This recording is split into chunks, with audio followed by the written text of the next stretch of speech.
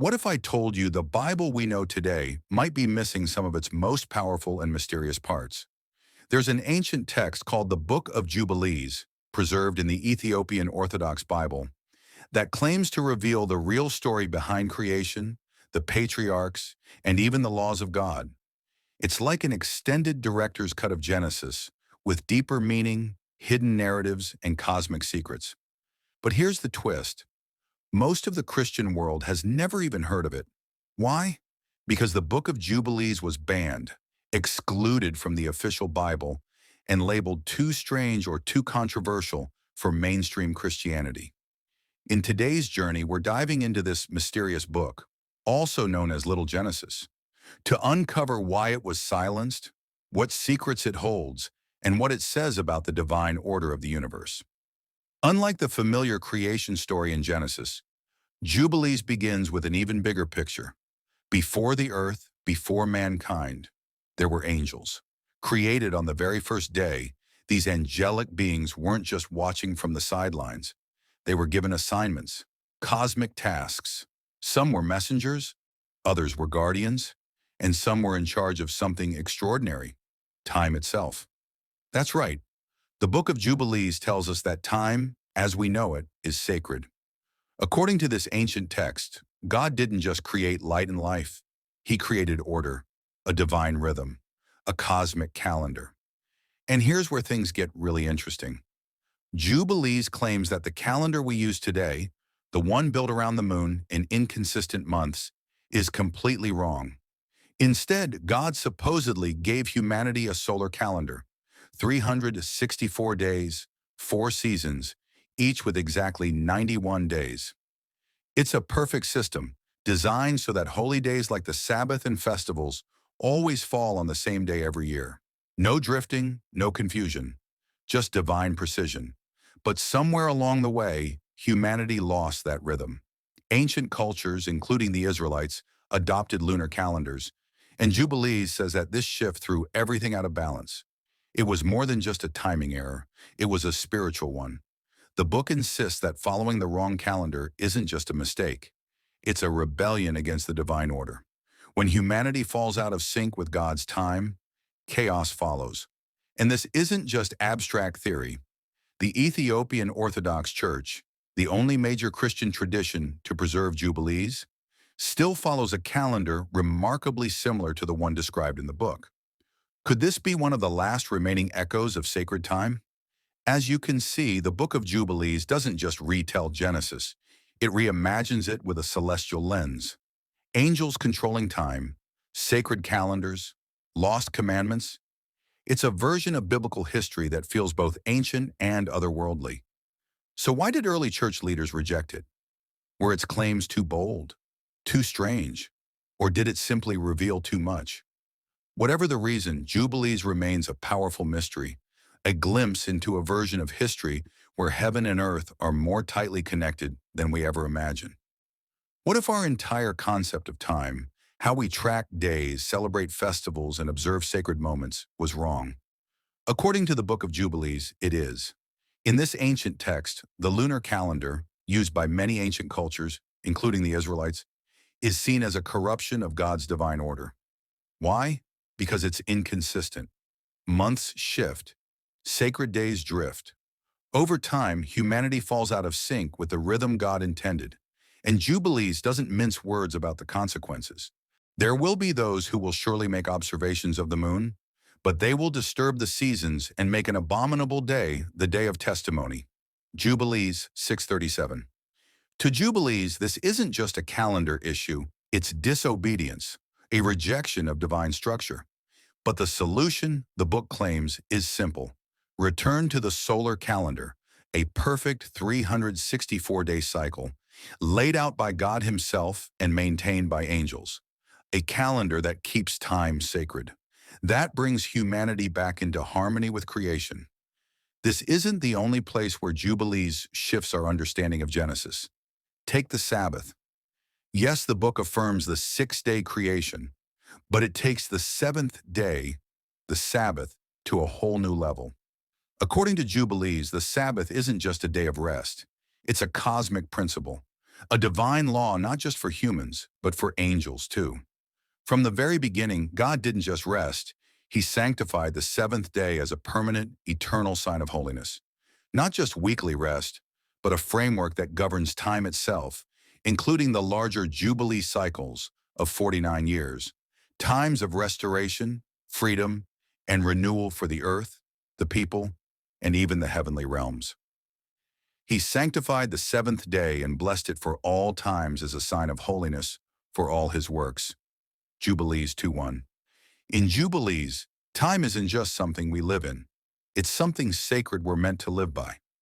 But it doesn't stop there. The book even reshapes the story of Adam. Yes, Adam is created on the sixth day, just as in Genesis. But Jubilees reveals that right after his creation, God gave him laws, real commandments, things like Sabbath observance, purity, and marriage regulations, all delivered not directly from God's voice, but through angels. These aren't just symbolic figures.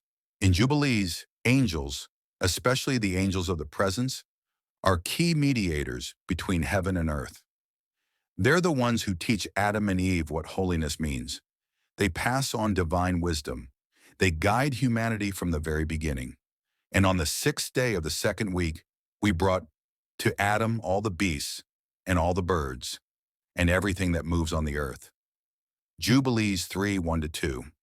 The message is clear. God's law wasn't introduced at Mount Sinai. It was there from the start, delivered by angels, embedded into the fabric of creation. Could it be that God's commandments weren't a later invention, but part of the original design? A divine covenant meant to guide all of humanity, not just Israel and not just after the Exodus. If you're intrigued by these early commandments and how they compare to the laws given to Moses, let us know in the comments. Should we explore the original laws passed down to Adam? How do they align or conflict with what we know from the Ten Commandments? And finally, after the fall of Adam and Eve, Jubilees gives us even more insight into the lives of their children. Genesis tells us that Cain killed Abel, but Jubilees goes deeper, showing this act as the first major break in the divine order, a violent disruption of the cosmic balance. Cain's sin echoes beyond just family tragedy. It marks the beginning of spiritual disorder for all of humanity. But the book doesn't end there. Even in the wake of murder and exile, hope remains. Jubilees emphasizes that righteousness is not lost. A new line begins through Seth, Adam's other son, a lineage that will carry the torch of God's covenant forward, even as the world spirals further from the divine path. After the tragedy of Cain and Abel, the Book of Jubilees shifts our focus to Adam's third son, Seth. But this isn't just a background detail. In Jubilees, Seth isn't just a replacement for Abel. He's a righteous man chosen to continue humanity's sacred relationship with God. What makes Seth special is that he's taught directly by angels. They pass down the divine laws, the same eternal commandments that were first given to Adam. These aren't just rules. They're a way of life, a rhythm set in motion by heaven itself. And Seth becomes the first in a long line of faithful men who carry that knowledge forward. From him will come Noah, Abraham, and eventually the people of Israel. But before we get to all that, we have to face a darker part of the story, the flood. Everyone knows the basic tale. Noah builds an ark, a great flood wipes out the earth, and humanity starts fresh. But Jubilees gives us a deeper look at why the world needed to be cleansed in the first place. According to this ancient text, it wasn't just humans who went astray. The world had become corrupt, deeply, violently corrupt. Creatures, birds, even the animals had corrupted their ways. And at the heart of this decay were the Nephilim, the children of fallen angels and human women. Genesis barely mentions them in a few verses, but Jubilees expands on their influence. These beings didn't just exist, they devoured. They taught forbidden knowledge. They brought chaos to the natural order. The world was unraveling, and lawlessness increased on the earth. All flesh corrupted its way, and they began to devour each other. Jubilees 5:2. The flood, then, wasn't just punishment. It was a reset, a way to purge the chaos and begin again. And God chooses Noah, not just because he built a boat, but because he lived in righteousness, clinging to the laws that had been passed down since Adam. After the flood, Jubilees offers a moment of hope. God doesn't just send a rainbow. He makes a new covenant, one rooted in holiness and order. Noah is instructed to observe the Sabbath, to make sacrifices, and to live according to purity laws that mirror those later given to Moses. In fact, Jubilees makes it clear these laws were already in effect. Noah didn't invent them. He received them from the same angelic messengers who had taught Adam and Seth. These commandments weren't new, they were eternal, part of God's design from the very beginning. And then, generations later, comes Abraham. In Genesis, Abraham's story begins when God tells him to leave his homeland. But Jubilees offers a dramatic prologue. It tells us that Abraham grew up in a house full of idols. His father Terah worshipped stone images, bowing to false gods. But young Abraham wasn't like the others. He said, "Benara, my father, tell me, what is this idol you worship?" And Abraham burned them before the eyes of all and fled into the wilderness. Jubilees 11:16-17. This isn't just a man hearing God's voice. This is a spiritual rebel, a revolutionary who sets fire to his family's false beliefs and runs into the unknown, chasing after truth. Jubilees paints Abraham not as a quiet follower, but as a fiery pioneer, already rejecting idolatry, already walking in God's ways before God ever called him to leave his home. And here's one of the biggest surprises. According to Jubilees, Abraham didn't just follow God, he followed God's laws. In Genesis, the only formal instruction Abraham gets is circumcision. But in Jubilees, Abraham is shown observing the Sabbath, making sacrifices, and living by divine commandments long before Moses was born. How is that possible? Because the laws weren't introduced at Sinai. They were passed down, generation to generation, by angels, from Adam to Seth, to Noah to Abraham. This wasn't a new religion. It was an ancient, sacred path, always meant to guide humanity. And Abraham embraced it, not because of tradition, but because he sought the truth for himself. He listened, he learned, he obeyed. In Genesis, Abraham is often seen as a man on a personal journey of faith, a lone figure walking with God. But in Jubilees, his role is much bigger than that. He's not just a faithful man. He's part of a divine blueprint, one that was written before time itself. Jubilees tells us that the laws Abraham follows, like the Sabbath and purity laws, weren't introduced in his lifetime. They were already written on the heavenly tablets, a sort of sacred record in heaven that contains all of God's eternal laws. These laws weren't just for the Israelites. They were for all generations, binding both humans and angels to the divine order of the universe. And among these laws, there's one that stands out: circumcision. In Genesis 17, God commands Abraham to circumcise himself and all the males in his household. It's presented as a symbol of the covenant, but Jubilees goes even deeper. It says circumcision wasn't just a sign, it was part of a cosmic law, an eternal ordinance that existed since creation itself. This law is for all the generations forever. It is an eternal ordinance, ordained and written on the heavenly tablets. Jubilees 15:25. So when Abraham performs this act, he's not just obeying God in that moment. He's aligning himself with a divine pattern, stepping into the timeless rhythm of heaven itself.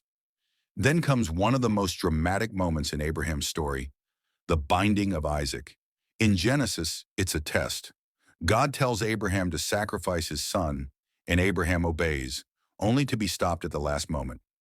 But in Jubilees, this moment is part of a much larger story, a spiritual battle playing out in the unseen world.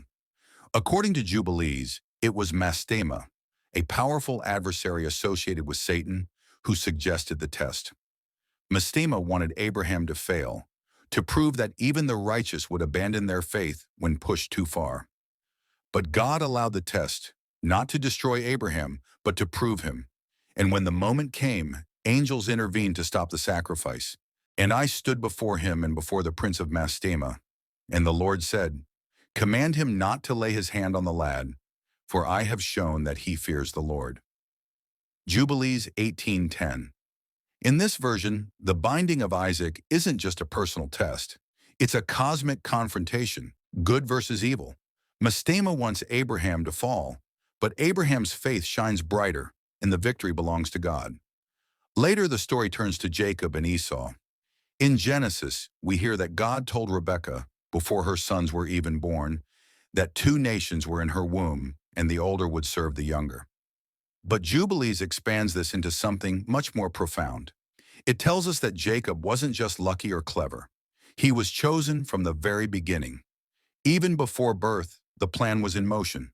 God had already destined Jacob to carry the covenant forward. And Esau? He was known, even before he grew up, to be rebellious. According to Jubilees, both Isaac and Rebekah were told by angels that Esau's descendants would later oppose Israel and stray from God's path. Two nations shall be divided from your womb, and the elder shall serve the younger. Jubilees 19:13. So while Genesis shows us the tension between two brothers, Jacob's cunning, Esau's impulsiveness, Jubilees makes it clear. This was never just about sibling rivalry. It was about the unfolding of a divine plan. Jacob was chosen, Esau was not. The Book of Jubilees takes the stories we think we know and lifts them into the heavens. It shows us that behind every choice, every law, every test, there's a deeper meaning, written not just on scrolls but on the tablets of heaven. Jacob and Esau, two brothers born into the same family, but destined to walk very different paths. In Genesis, we see Jacob, the younger brother, tricking Esau out of his birthright and later receiving the blessing from their father Isaac. It's a tense, personal drama between siblings. But in Jubilees, this story becomes something much more, a turning point in a cosmic plan that stretches across generations. In Jubilees, Jacob's deception isn't just sneaky or opportunistic, it's seen as fulfilling a divine purpose. Jacob was chosen from the beginning. His actions, though controversial, were guided by a higher plan. And Esau? He's not just a bitter older brother, he represents something far greater and darker, rebellion against God's chosen people. Where Genesis leaves the conflict mostly personal, Jubilees expands it into a national and even spiritual rivalry. Esau becomes the father of a people, the Edomites, who will rise up again and again to oppose Jacob's descendants, the Israelites. This isn't just family drama anymore. It's prophecy. A cosmic struggle is unfolding. And Esau took his wives and his sons and all that he had, and he went up to the hill country of Seir. And Esau became a nation, and they oppressed Jacob's descendants. The Jubilees 37:1. While Genesis simply notes that Esau settled in Seir, Jubilees tells us that his descendants would become enemies of Israel. This tension between Jacob and Esau's lines becomes part of a spiritual battle between righteousness and rebellion, good and evil, a theme that runs throughout the entire Book of Jubilees. Now, one of the most significant moments in Jacob's life is when he receives the blessing from Isaac. In Genesis, it's this moment that seals his place as the future father of the 12 tribes of Israel. But Jubilees takes it even further. Jacob doesn't just get a blessing, he inherits something sacred. According to Jubilees, after receiving the blessing, God appears to Jacob and reveals to him the divine laws that had been passed down from Adam to Abraham. These include laws about purity, sacrifice, the Sabbath, and the sacred calendar. Laws that wouldn't be fully formalized until the time of Moses, but Jacob was already being entrusted with them. And the Lord appeared to him by night and said, I am the Lord God of Abraham, your father, and the God of Isaac. The land where you are lying, I will give to you and your seed shall be as the stars of heaven. Jubilees 27:23. This elevates Jacob's role to something more than just a blessed son. He becomes the guardian of God's eternal commandments. These divine laws written on the heavenly tablets are now his responsibility to pass on to his descendants. Jacob is no longer just part of a story. He's part of a divine system that governs both heaven and earth. And the conflict between Jacob and Esau, it doesn't end with them. Jubilees shows how this tension echoes through time. The descendants of Esau don't just live next to Israel, they rise in rebellion against them. This isn't just about land or politics. It's a spiritual battle, deeply rooted in their ancestral divide.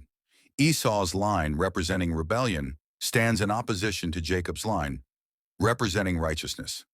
And Jacob and his sons came down into Egypt to Joseph, and Esau's sons remained in the land of Edom. And from that day, the enmity between the nations remained. Jubilees 45:3. Even when the two brothers part ways, the conflict continues, and Jubilees tells us it will last all the way to the end times. Esau's descendants are not just a neighboring nation.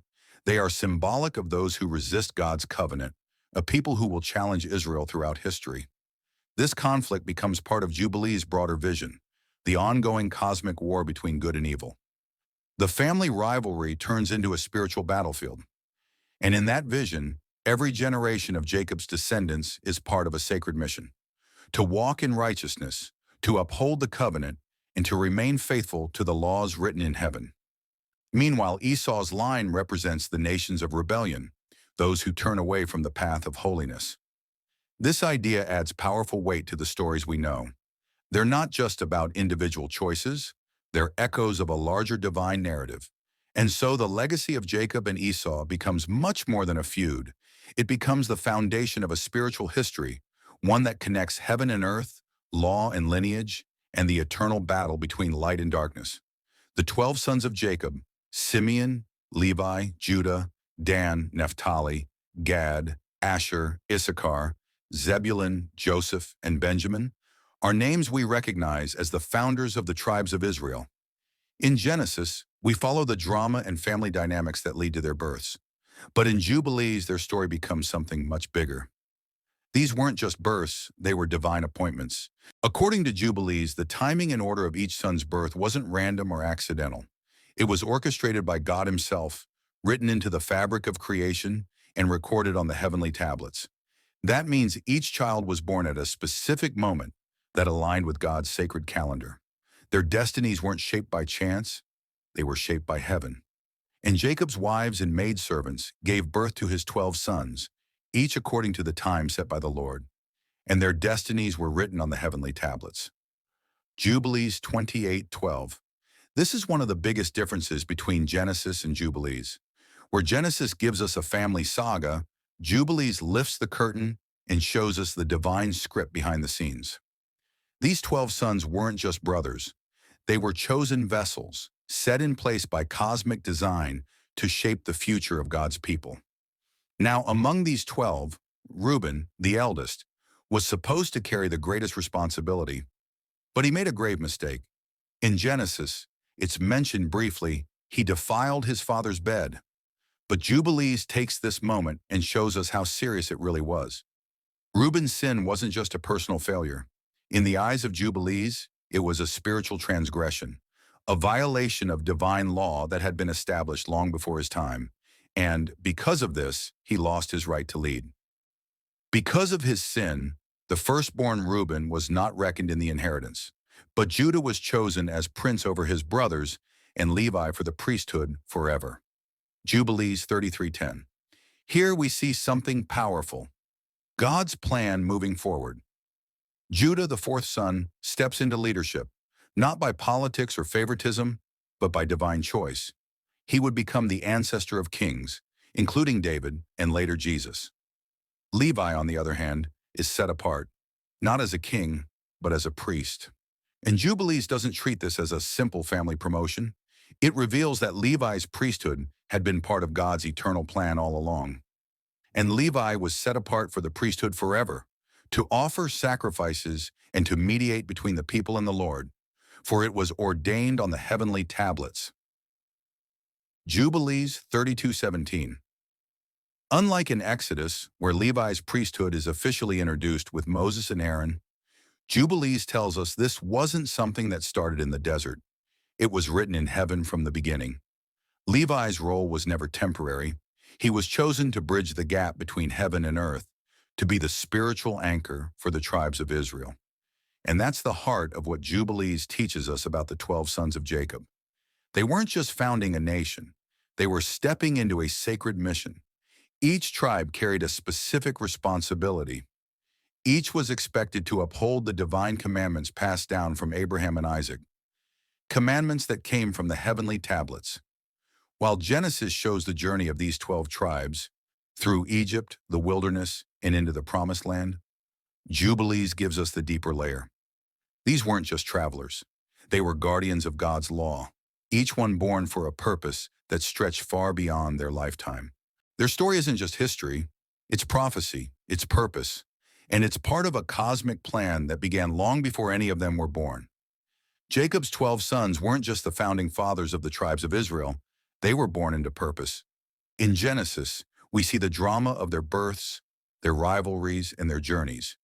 But in Jubilees, the story zooms out, and we begin to see something much more epic, a divine strategy playing out in real time. Each son wasn't just born by chance.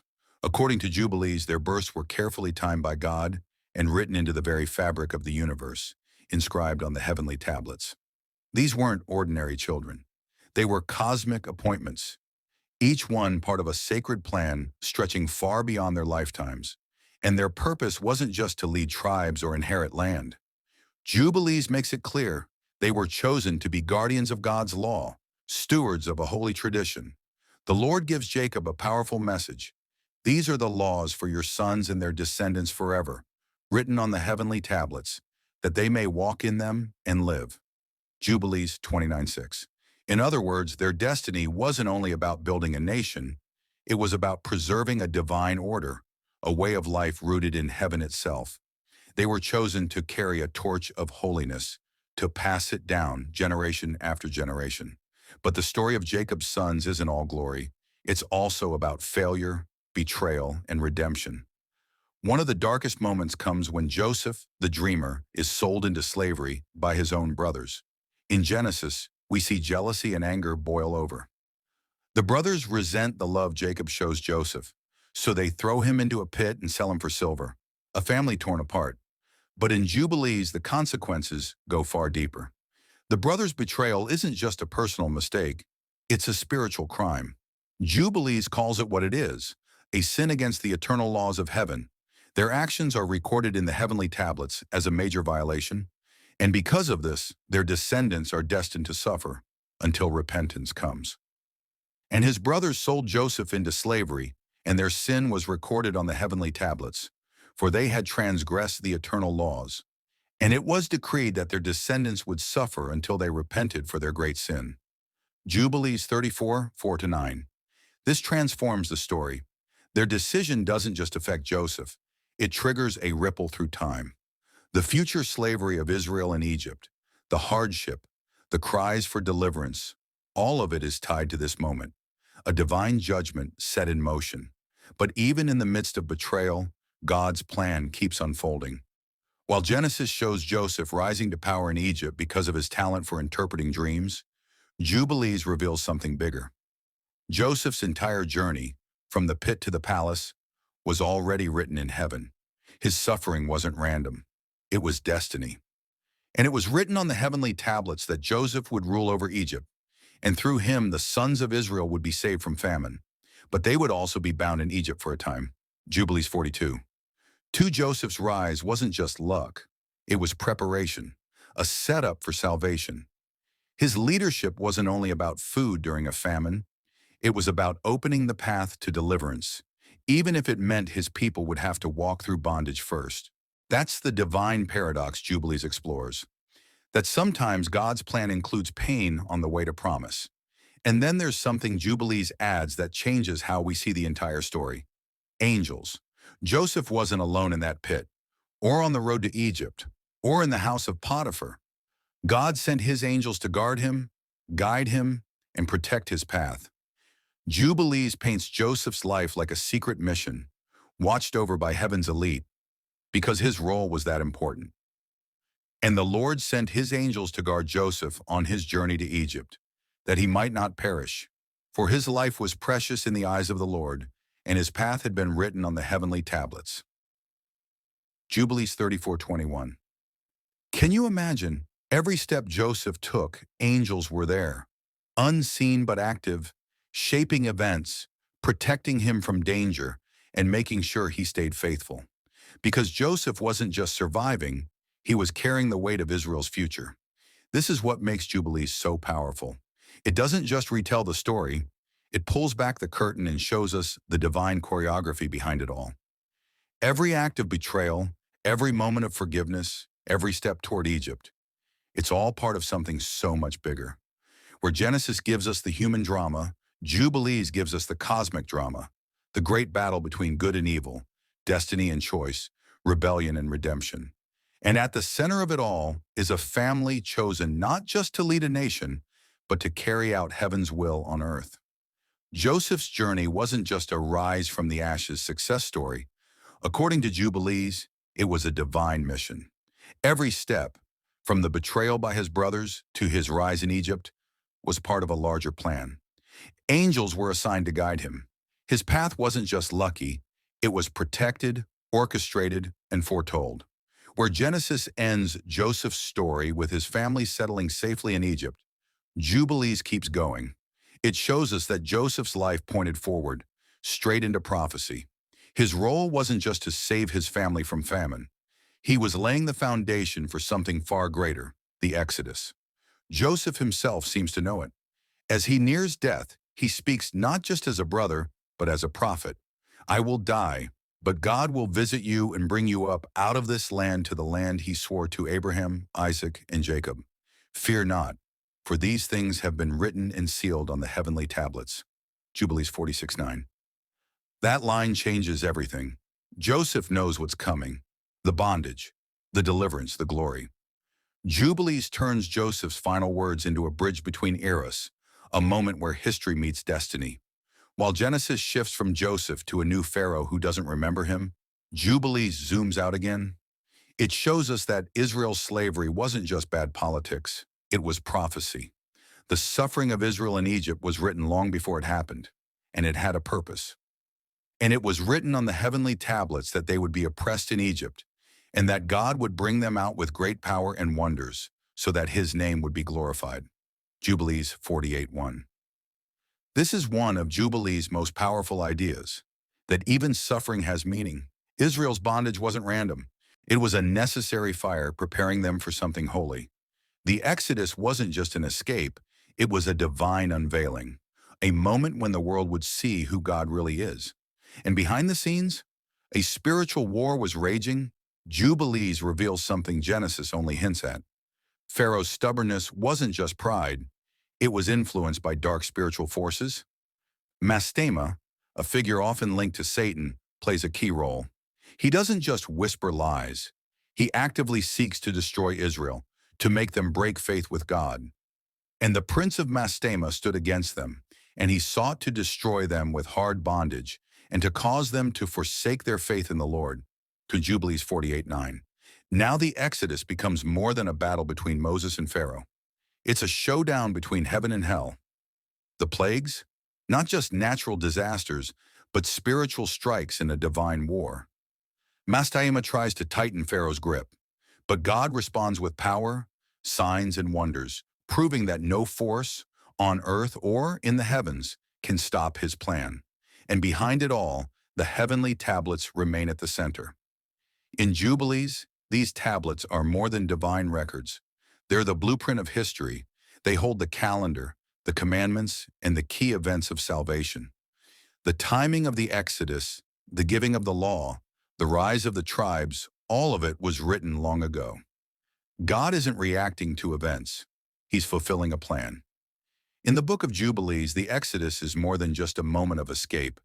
It's a cosmic event that had been planned long before Moses ever stood before Pharaoh. Unlike Exodus, which focuses on the powerful signs and confrontations, Jubilees takes us deeper, into the heavens themselves, where the entire timeline of Israel's suffering, redemption, and future destiny was already written. Everything, the suffering in Egypt, the night of their deliverance, even the exact day, was predetermined and locked into God's divine calendar. And it was written on the heavenly tablets that on the 14th day of the first month at the appointed time, God would bring Israel out of Egypt, for this was the day set apart from the beginning of creation. Jubilees 49:1. This adds a powerful new dimension. The Exodus wasn't just a reaction to Israel's cries for help. It was a fulfillment of a cosmic appointment etched into the very design of time. It tells us that God doesn't just respond, he orchestrates. He plans not only events, but their timing, and that timing is sacred. While Exodus shows us the plagues as dramatic, Miraculous punishments meant to humble Pharaoh, Jubilees reveals the deeper spiritual war behind them. Each plague is more than a blow to Egypt. It's a direct strike against the gods they worshipped, the false powers they trusted. And the Lord sent the plagues upon Egypt not only to judge Pharaoh, but to show that the gods of Egypt were nothing before him, for they were false powers, unable to stand before the Almighty. Jubilees 48:11. It wasn't just Pharaoh being defeated, it was darkness itself. Every plague was a confrontation between the God of Israel and the unseen forces that ruled over Egypt. And at the heart of this battle was Mastema, often seen as a figure like Satan, who worked behind the scenes to harden Pharaoh's heart and drag Israel into despair. The prince of Mastema stood against them and sought to destroy them with hard bondage, and to cause them to forsake their faith in the Lord. Jubilees 48:9. This reveals that the Exodus wasn't just a political event. It was spiritual warfare. The forces of evil didn't just want to keep Israel enslaved. They wanted to break their faith, to make them forget the God who had called them. But with every plague, every sign, and every act of deliverance, God proved that no darkness could stand against his plan. And then as Israel stood at Mount Sinai, Exodus tells us God gave the law to Moses, a new chapter for a new nation. But Jubilees opens the curtain even wider. The laws revealed at Sinai weren't new at all. They had been written long ago, before Moses, before Egypt, before the world was even formed. The law and the testimony were ordained and written on the heavenly tablets, created even before the foundation of the world, so that they might guide all the generations of the children of Israel. Jubilees 6:17. In this vision, the Torah isn't just a national code, it's part of the DNA of creation itself.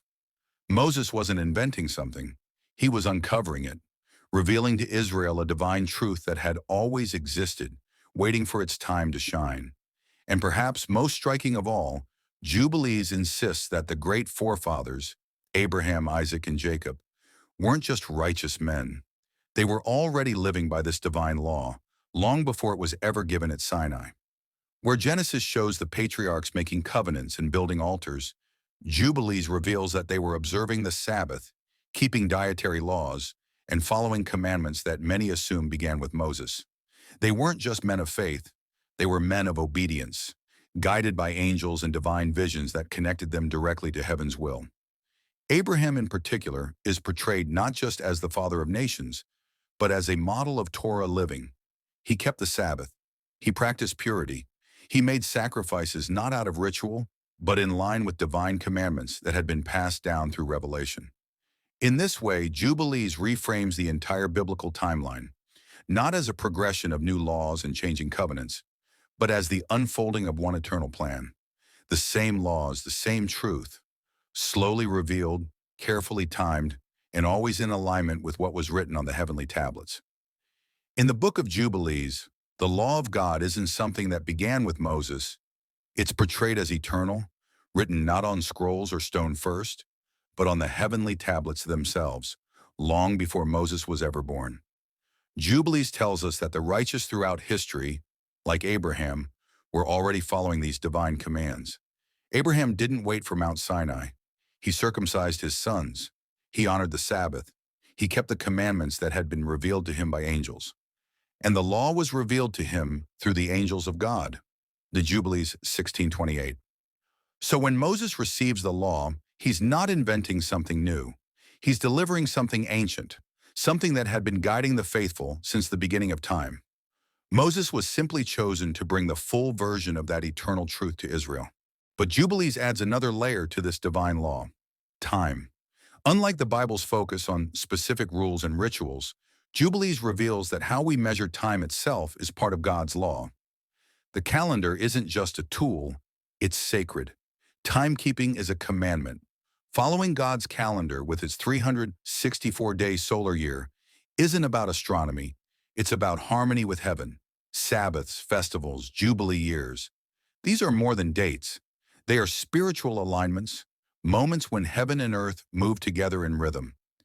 Write down for Israel the law of the Sabbath and the festivals, for these times are ordained on the heavenly tablets. Observe them exactly, lest you fall into error. Jubilees 52. According to Jubilees, if you lose the rhythm of God's calendar, you lose the rhythm of God's presence. That's why it warns against the lunar calendar. Anything off from the divine rhythm leads to spiritual confusion. And this sacred timing, it's not just for Israel. Unlike the traditional Bible, which frames the law as a covenant specifically for the nation of Israel, Jubilees reveals a much grander vision. The laws of God are eternal. They are for all generations, for all creation. Even the angels obey them. The law that was given to Moses is eternal and will be observed in heaven and on earth. The angels keep the Sabbath, and the righteous will observe the commandments forever. Jubilees 50:13. This reshapes everything. The law isn't just a moral code, it's the operating system of the universe. Angels in heaven follow it. The faithful on earth mirror it. It's not temporary, it's timeless. Not just human, it's cosmic. And the story of Israel? In Jubilees, it's not a messy, unpredictable journey. It's a divine script that has been written from the very beginning. Every high and low, every rebellion and redemption, every exile, every return. All that will come upon Israel was written on the heavenly tablets, from their rebellion to their redemption, and the times appointed for their deliverance were fixed long ago. Jubilees 23:32, where Genesis and Exodus focus on events, slavery, freedom, covenant, Jubilees zooms out and reveals the divine timeline. Nothing is random. Nothing is surprising. It's all unfolding according to heaven's calendar. And in the final chapters, this vision gets even more intense. Because Jubilees tells us that as the end approaches, the angels of God will once again take center stage, not only to guide, but to judge. They are the ones who will carry out God's justice across the nations. The story ends where it began, in the heavens. But this time, it's not just about law or calendar or covenant. It's about judgment, restoration, fulfillment. The Book of Jubilees doesn't just rewrite the Bible's timeline. It lifts it into the sky, showing that the story of Israel, and really the story of all humanity, is part of something far bigger, a divine rhythm written before time began, echoing through creation, calling us back to the order of heaven. As the story in Jubilees moves toward the end of days, it reveals a powerful vision of how God's divine will unfolds not just on earth, but in heaven as well. The angels play a central role here, acting as God's messengers and agents of justice, sent to carry out his commands with authority and precision. The book describes how these angels will come down to separate the righteous from the wicked, gathering all those who have stayed true to God's commandments throughout history. It's a time when faithfulness will be rewarded and evil will finally be confronted head-on. One of the most striking images Jubilees offers is of Matima, the leader of the evil spirits, often seen as a dark satanic figure, who will be captured and cast into the abyss. This symbolizes the ultimate defeat of evil forces. The Lord will send his angels to gather his chosen, and they shall bind the prince of the evil spirits, casting him into the abyss until the time of judgment, when he shall be destroyed forever. Jubilees 23:29. This adds a fascinating layer to the biblical idea of angels and judgment. While the traditional Bible talks about angels in the context of judgment, Jubilees gives a vivid picture of a spiritual battle unfolding in the last days, where angels are not just messengers, but warriors fighting for God's justice. At the heart of this cosmic drama is a powerful message of hope, the prophetic vision of Israel's restoration. Despite the nation's rebellion and exile, Jubilees assures us that God has already fixed a time for their return. This isn't just about politics or land, it's a spiritual renewal, a reestablishment of the covenant that aligns with the divine plan written on the heavenly tablets. And the time will come when the children of Israel will turn back to the Lord with all their heart, and he will gather them from the nations and establish them in their land, as it was written on the heavenly tablets. Jubilees 23:26. Unlike the more general prophecies in books like Isaiah or Jeremiah, Jubilees presents this restoration as part of a carefully planned timeline. Every moment of exile, every trial, and every step toward redemption has already been recorded in heaven's records, unfolding according to God's eternal schedule. Looking even further, Jubilees paints a vivid picture of a coming messianic kingdom, an era where God's chosen ruler, the Messiah, will reign with justice and peace. This kingdom will mark the end of the current age and the start of God's eternal rule, where the law is perfectly upheld and the righteous inherit the earth. The final judgment will bring a clear separation. The righteous rewarded, the wicked cast into the lake of fire, destroyed forever. The Lord will establish his kingdom on earth, and the righteous shall rule with him, for the law shall be written on their hearts, and the wicked shall be cast into the lake of fire. Jubilees 50:13. This vision echoes the dramatic imagery of the Book of Revelation, but adds its own emphasis on the law and the restoration of cosmic order. It's about the defeat of evil, the triumph of righteousness, and the beginning of eternal peace where justice reigns supreme.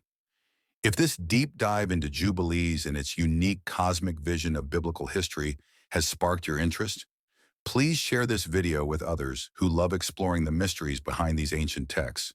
By sharing, you help us continue to uncover hidden layers of God's eternal plan. Don't forget to like, subscribe to Deep Bible Stories, and join the conversation in the comments. Together, we can dive even deeper into these fascinating biblical insights and explore the profound truths waiting beneath the surface.